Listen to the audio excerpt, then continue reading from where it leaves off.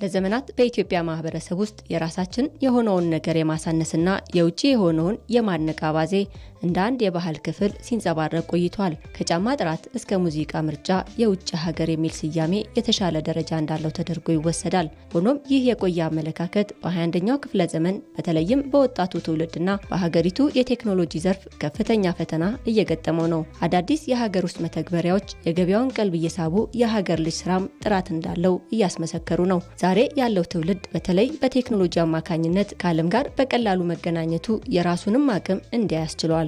የኔ ፕሮጀክት ያንን ሃይንድ ፒሲ ለሌላቸው ተማሪዎች ቤዚክ የሆኑ የሳይበር ሴኩሪቲ ቨልነራቢሊቲዎችን ቤዚክሊ ደግሞ ዌብ ፔኔትሬሽን ቴስቲንግ ቨልነራቢሊቲዎችን ፊክስ ለማድረግ ያንን ሚቲጌት ለማድረግ እንዲሁም ደግሞ እንዴት ፔኔትሬት አድርጎ መግባት እንዳለበት እንዲያውቅ ይሄንን vulnerable ዌብሳይት ሰርችዋል። የራሳችንን የመናቅ ዝንባሌ ከምን መጣ? ሰዎች ለሀገር በቀል ነገሮች ዋጋ እንዳይሰጡ የሚያደርገው ለዛ ነገር ያለን የእውቀት ማነስ እንዳልኩሽ ደግሞ ለመፈተሽ ወይም ያን ነገር ፈትሾ ወደ ራሳችን ወደሚጠቅም ነገር ለማድረግ ፍላጎት አለመኖር አንዱ ነጸብራቅ ነው። የራስሽ ነገር በነገራችን ላይ አለመጠቀም ብቻም ሳይሆን ስለ ራስሽ ነገር አለማወቅ የበታችነት ነው ሰው። ምክንያቱም ሁሉ ጊዜ የበታች ሰው ባይገዛሽም በስነልቦና ዝቅ ያለን አንዳንዴ ምን በልጣቸው ቦታዎች ሁሉ እጅ ሰተን እንድንገኝ ያደርጋል። ምክንያቱም አሁን ዘመናዊ ቅኝ መገዛት ማለት እነዚህ ናቸው። ሸማቹ ለሚያወጣው ገንዘብ የተሻለ ጥራት ያለው ምርት መፈለጉ ተፈጥሯዊ ነው። ቀደም ባሉ ጊዜያት የሀገር ውስጥ ምርቶች በወጥነት ጥራታቸውን አለመጠበቃቸው ሸማቹ ፊቱን ወደ ውጭ ምርቶች እንዲያዞር ቢያስገድደውም ዛሬ ላይ ታሪክ መቀየሩን ሊያጤነው ይገባል። ጃፓን ስትጀምር እንደ ቻይና የሚጣጣል ነበር ደረጃዋ። ጃፓን ያደረገችው ምንድነው? ናሬሽኑን ሰብራ ነው የገባችው ኳሊቲ ማምረት። አሁንም እኛ ሀገር ያሉት ኢንዱስትሪዎች አምርተው ወደ አውሮፓ ይላካሉ ምርቶቻችን። ብራንዲንግ እየተሰራ ነው ያለነው። ትልቅ አቅም አለን።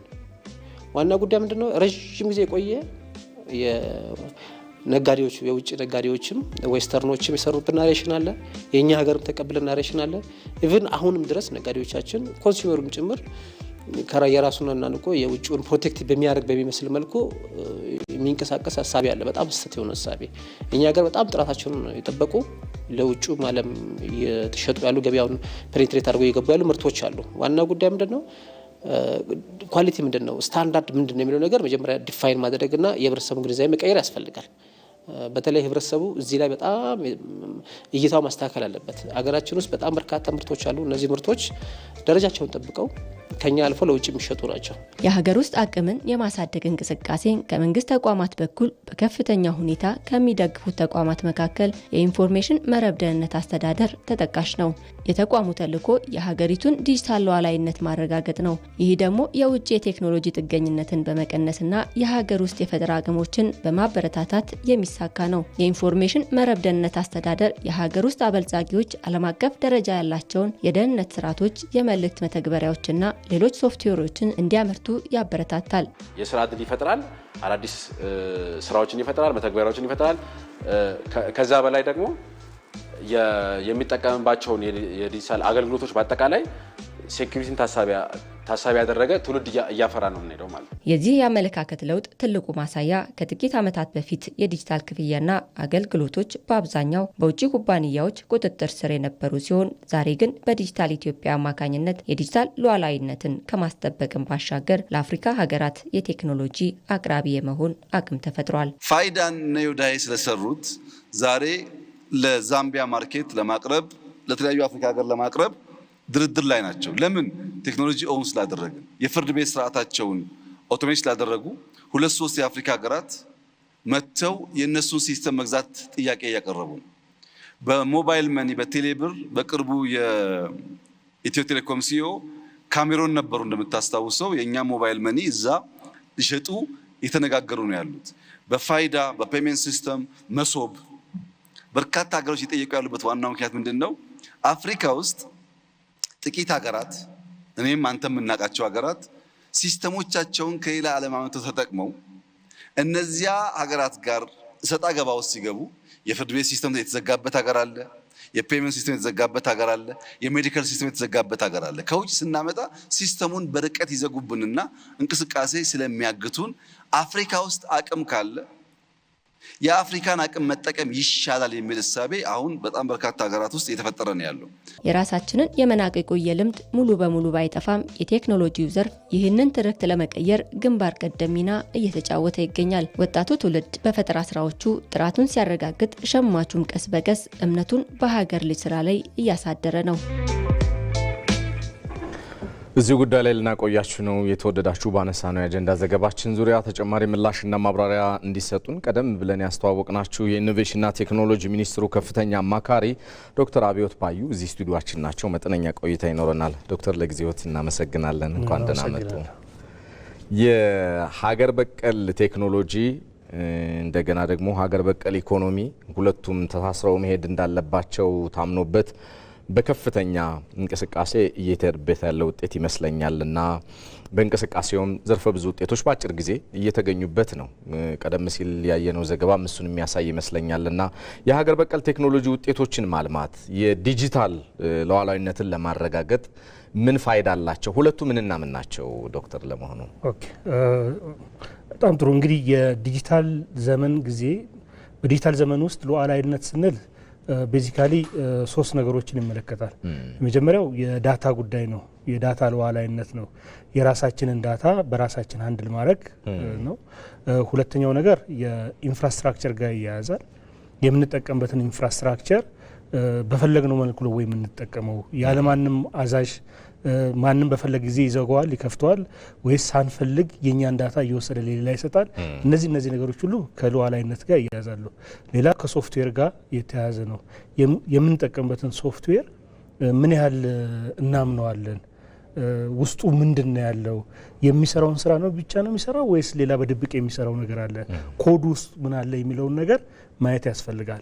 በዚህ ዘመን እንግዲህ በፊት ጊዜ እነዚህ ነገሮች ስናወራ ከኮምፒውተር ጋር የተያያዙትን ብቻ ነበር። አሁን ግን መኪናም ሶፍትዌር ነው። የምንጠቀምባቸው የምግብ ቁሳቁሶችም ሶፍትዌር ያላቸው አሉ። የማብሰያ እቃዎች ዲጂታሊ የሚታዘዙ ናቸው። እነዚህ ሁሉ በውስጣቸው ሶፍትዌር እስካለ ድረስ ኮሙኒኬት እስከሚያደርጉ ድረስ ከዲጂታል ሉዓላዊነታችን ጋር በአንድም በሌላ መልኩ የተሳሰሩ ሊሆኑ ይችላሉ ማለት ነው። በቀጣይ ደግሞ የሚመጡ የመገልገያ እቃዎች ኦልሞስት ኦል በሚባል ደረጃ ከቤት ከምናጸዳበት ከውጭ የምንጠቀሙት ጨምሮ ሶፍትዌር ኢምቤድድ የሆኑ ሲስተሞች ነው የሚመጡት። ሶ እነዚህ ነገሮችን አውቀን ማንጠቀም ከሆነ በአንድም ሆነ በሌላ መልኩ ከሉዓላዊነታችን ጋር የተሳሰሩ ችግሮችን ሊፈጥሩ ይችላሉ ማለት ነው። በተለይ አሁን ሀገር በቀል የሆኑ ቴክኖሎጂዎችን ማልማት ዋና የመረጃ ሉዓላዊነታችንን ለመጠበቅ ትልቅ አቅም ይኖረናል እና የባህሉ መዳበሩ እዛ አካባቢ ላይ የራስን የመጠቀም የቴክኖሎጂውንም ሌሎች ምርቶችና አገልግሎቶችንም እንዳለ ሆኖ ከዚህ ከዲጂታል ኢትዮጵያ 2030 ስትራቴጂ አኳያ ለዚህ ምርትና አገልግሎት ጥራት መጠበቅ የሰጠው ትኩረት ምንድነው? ምንን ያስቀምጣል ዶክተር? እንግዲህ ዲጂታል 2030 በራዩንም በሚያስቀምጥበት ጊዜ በራሳችን ማንነት ላይ የተመሰረተ የኢኖቬሽን ብሎ ነው የሚያስቀምጠው። የራሳችንን ምርት መጠቀም ለሉዓላዊነታችንም መሰረት ነው። ዛሬ ማምረት ካልጀመርን፣ ዛሬ የራሳችን ነገር ከሌለን ነገ ልንፈጥርና በሚመጣው ዓለም ውስጥ በኮንፊደንስ ልንሳተፍ አንችልም። እንግዲህ የዲጂታል 2030 ትኩረት ከሰጣቸው ዘርፍ አንዱ የማኑፋክቸሪንግ ዘርፉ ነው። የማኑፋክቸሪንግ ዘርፉን ደግሞ በዋናነት ኢንዱስትሪ 5.0ን በተለይ ኤአይ እና አይኦቲ የመሳሰሉትን ነገር ተጠቅሞ ማምረት ይኖርበታል። እነዚህን ቴክኖሎጂዎች ተጠቅሞ በሚያመርት ጊዜ ቤትም አገር ያለውን አይነት ጥራት እዚህም ሀገር ማምጣት ይቻላል። አሁን በፊት ድሮ እውቀትን ለማምጣት የግድ ሰውን ማስተማር ሊኖርብህ ይችላል። ሌላ ሀገር ሄዶ ተምሮ እስኪመጣ መጠበቅ ሊያስፈልግ ይችላል። አሁን ግን ከማምረቻ መሳሪያዎች ጋር እውቀትም ኢምቤድድ ሆኖ ይመጣል። እውቀትም ይኖራል። ሮቦቲክስ ስትጠቀም በሮቦቲክስ ውስጥ ያለው እውቀት ወደ ማኑፋክቸሪንጉ ትራንስፈር ሊደረግ ይችላል እና በቀላሉ ብዙ ጥራት ያላቸው ምርቶች በሀገራችን ልናመርት እንችላለን። ነገር ግን የሀገር ምርት ከጥራት ጋር ብቻ ሳይሆን የያዘው ቅድምም እንዳነሳ ነው የራሳችን መሆኑ አንደኛ እንዴት እንደተሰራ እናውቃለን፣ ውስጡ ምን አለ ብለን እናውቃለን። ነገ ከነገ ወዲያ ደግሞ እያሻሻል ነው የበለጠ እያደረግ ነው ልንሄድ እንችላለን ማለት ነው። ግሩም ነው። እነዚህ ነገሮች ምናልባት የራሳችን መሆኑ ሮዝ ሊያመጣው የሚችለው ራሱን የቻለ ፋይዳ አለ። ለምሳሌ የዳታ ሉዓላዊነት ስንጠቀም የራሳችን የምንጠቀምበት መሰረተ ልማት ራሱ የራሳችን መሆኑ ቴክኖሎጂው ራሱ በልጽጉ የራሳችን መሆኑ የሀገር በቀል መሆኑ በጣም አስደናቂ ዘመንን ኢትዮጵያ እንድትቀላቀል እያደረጋት ያለ ይመስለኛል ከሌላው ሉዓላዊ የዓለም ስርዓተ መንግስት ጋር እና ሁሉም የራሳችን መሆናቸው ራሱን የቻለ ማስተዋጽኦ ያለውን ያክል ምን ያክል ይጠበቃሉ ደህንነታቸው ዱሬሽናቸው ለምሳሌ እንዳይሰበሩ ወይ ደግሞ የቴክኖሎጂ ጥቃት እንዳይደርስባቸው አለ አይደል የሳይበር ደህንነትን የምንጠብቅባቸው በርከት ያሉ ነገር በርግጥ ይሄ በዓለም አቀፍ ደረጃም መነጋገሪያ የሆነ አጀንዳ ነው ራሱን የቻለ ቴክኖሎጂ ሲለማ ቴክኖሎጂው እንዳይሰበር እንዳይጠለፍ ወይ ደግሞ በጥንካሬው እንዲቀጥል በማድረግ ረገድ ተለዋዋጭ የሆኑ ቴክኖሎጂ ከመጠቀም አኳያ ደህንነቱን ይንገሩን እስኪ አው በዚህ በዲጂታል ዓለም ውስጥ አንዱ ባህሪው ምንድነው የብቻ የምትላቸው ብዙ ነገሮች የሉም ነገሮች በኢንተራክሽን ነው እንግዲህ የዲጂታል ሉዓላዊነትንም አስከብራለሁ ስትል ከሌሎች ተለይቼ እቀመጣለሁ ብለ ማለት አይደለም ከሌሎቹ ጋር ኢንተራክት በማድረግ ጊዜ ከሌሎቹ ጋር በመገናኘበት ጊዜ በዚህ ግንኙነት ውስጥ ሆኜ የራሴ ሉዓላዊነት እንዴት አስከብራለሁ የሚለው ነገር ነው ሶ የራሳችንን ሉዓላዊነት ለማስከበር አንደኛ የምንጠቀምበትን ቴክኖሎጂ ማወቅ አለብን በደንብ ማወቅ አለብን እኛም ሰራ ነው ሌላም ሰራ መጀመሪያ ከማወቅ ነው የሚጀምረው ሁለተኛ ቫልነራቢሊቲዎቹ ክፍተቶቹ የቱ ጋር ናቸው ብለን መለየት ይኖርብናል ማለት ነው ለምሳሌ የማምረቻ መሳሪያ ሶፍትዌር ኢምቤድድ ያደረገ የማምረቻ መሳሪያ የቱ ጋር ነው ክፍተት ያለበት ቢጠቀምን ጉዳት ያደርሳል አስቀድመን በምን ልንከላከለው እንችላለን ተብለን ዕውቀቱ ሊኖረን ይገባል ሁለተኛ ከውጭ